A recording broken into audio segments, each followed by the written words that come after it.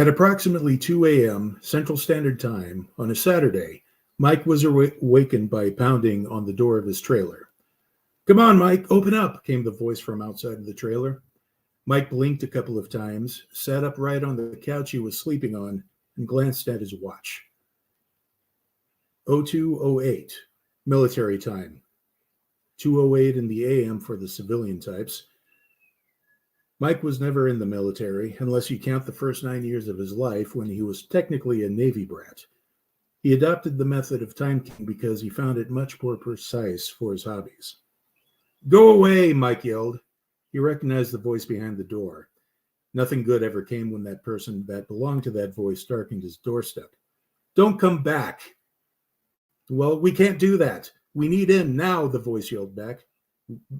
"Wait, we?" Mike thought. He brought company. Lucifer's ballsack. "Hold on," he said. Mike stood up on one leg, pivoted, and sat back down into the wheelchair that was parked next to his couch. He swiveled the chair and wheeled over the brief distance between the couch and the front door of the trailer, deftly weaving his way around the piles of books he had stacked all over the place. Parking himself in front of the door, he checked to make sure his rifle was within reach, and finally reached up and turned the doorknob, letting the door open to the full extent of the security chain that was still in place. An eyeball showed through the crack of the door. "What is it this time?" Mike barked. Being awakened this early, he wasn't trying to hide his general annoyance with his acquaintance. "Come on, let us in. We got something and we need to know how much we can sell it for." "Oh, goody," Mike thought. "Were you followed?" A pause with indistinguishable muttering. Then, I don't think so. Even if we were, we hid the car in the trees and walked the rest of the way here." Mike sat down a bit deeper in his wheelchair. His anger was simmering. "Fine," he said. He was already awake, and it would be hours before he calmed down enough to get back to sleep. "Give me a second." Scrolling. He closed the door and simultaneously disengaged the security chain and grabbed the rifle at the same time. Backing up about a couple of feet, thumb on the safety, he aimed the rifle to where his visitor's head would actually be. "Okay, come in."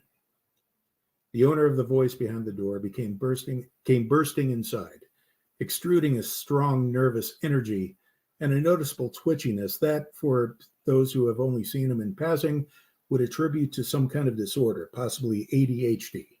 Mike, however, knew better. Dressed only in a stained t-shirt and a pair of equally stained jeans, the underweight character with stringy hair was sweating despite it being 30 degrees outside.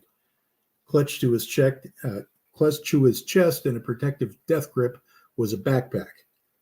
Walking behind him was a larger man dressed in black slacks and wearing a matching jacket and gloves, both made of leather. There couldn't have been a better physical representation of opposites found anywhere else. "Hello, Sean," Mike said, keeping his rifle trained on him. He looked at the other man. "Hello, person I've never met before."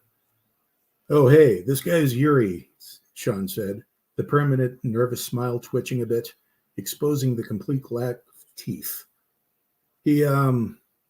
Mike could almost hear the clicking inside Sean's head as he tried to compose a feasible lie. I am his cousin," said the man, the thick Russian accent making Mike's eyebrows arch in a slight surprise. "From back east. I'm visiting." "Right, gotcha," said Mike. He turned his attention back to Sean and gestured with his rifle. "What do you have for me, Sean?" "Hey, would you put that gun away? It's making me nervous." "No." Mike ignored the urge to remind him that this wasn't a gun he had pointed at his head. No need to be pedantic. Instead, he said, "What are you doing here, besides interrupting my sleep pattern?" "Hey, man, you got to chill out, okay? We need your expertise, okay?" Mike scowled. He lifted the rifle to his shoulder, aiming clearly at Sean's head. Though he was certain that Sean's cousin was packing himself, he didn't make any moves to go for it, his gloved hands folded calmly in front of him. He looked more amused than anything. "Have you forgotten you fucking meth head?" "I haven't. I told you not to show your scabbed over face to me again, you piece of shit. Do you remember what I told you what I'd do whenever I saw you again? He quickly pulled the lever action on the rifle, chambering a bullet. He made a bit of a show, flicking off the safety. You have exactly 30 seconds to explain to me why I shouldn't make good on my promise. Sean panicked. What the fuck, man? Chill out. 20 seconds, Mike answered back. Yuri finally spoke up. We have recently come into possession of very old artifact.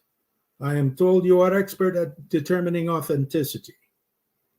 Mike looked up at Yuri, then back at Sean. His scowl deepened. What kind of old artifact? Very old, Yuri repeated. He turned to look at Sean, who hadn't taken his eyes off of the rifle trained at his head. Let's show the men, please. Yeah, I'll do that. Sean unzipped the top of the backpack, and instead of reaching inside as Mike was expecting him to, he lifted the open pack towards Yuri. Yuri himself reached in with both of his gloved hands and, after rifling inside for a few seconds, lifted out a wooden box.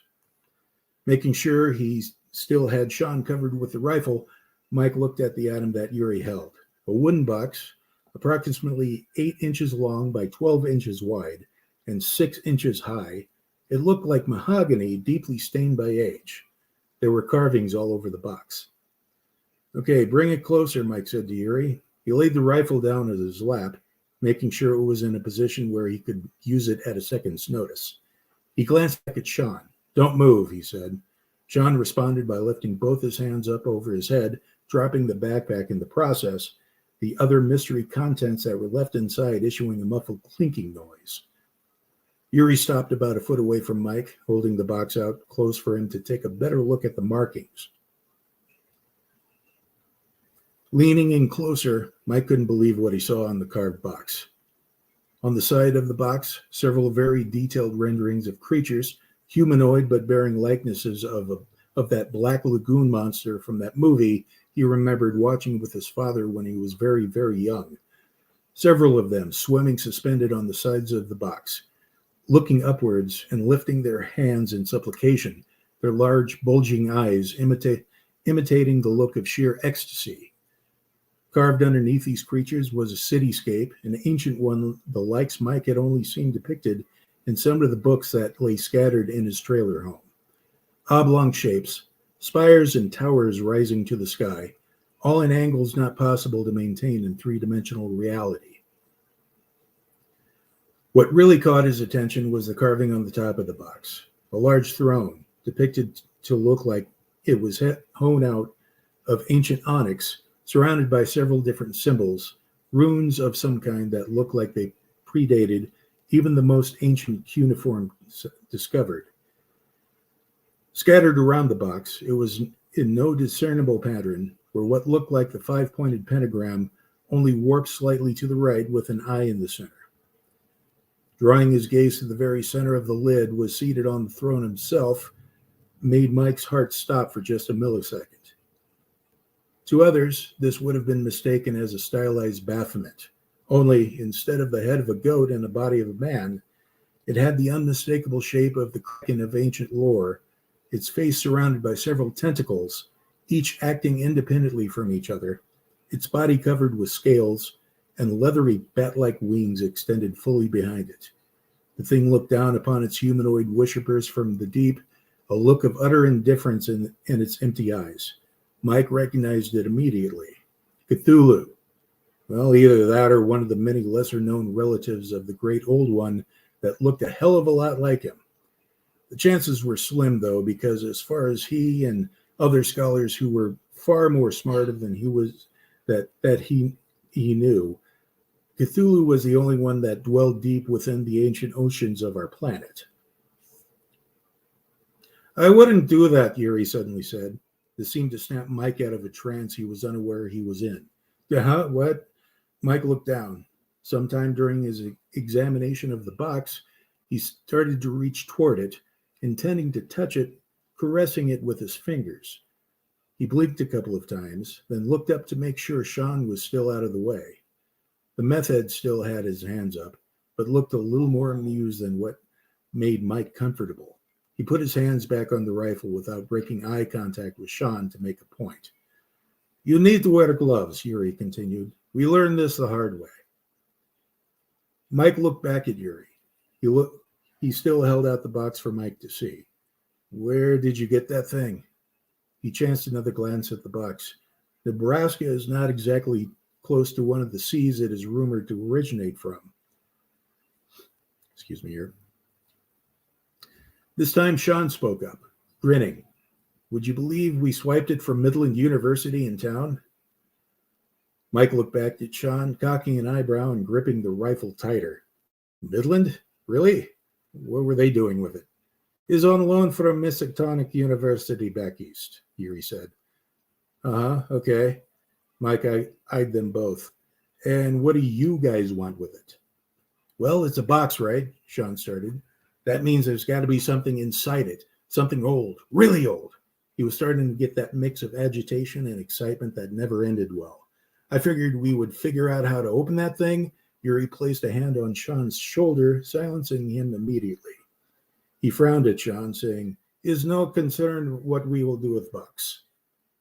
He was possibly saying that for both of them. Turning back to Mike, he continued, We need you to determine authenticity. You come highly recommended by cousin. Gotcha. Mike wheeled his chair backwards a bit more and pointed to the kitchen table in the adjacent section of the trailer. Go ahead and place it on the table there, next to the magnifier. Just put some of the books aside.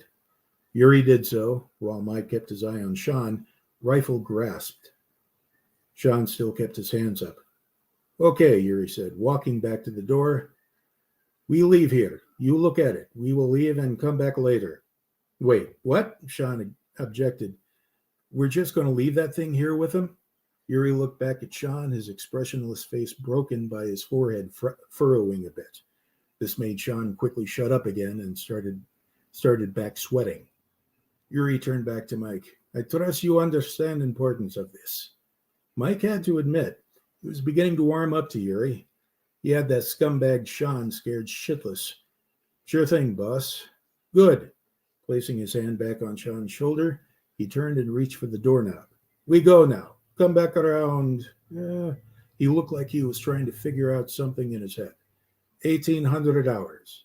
Is that correct? How you do time?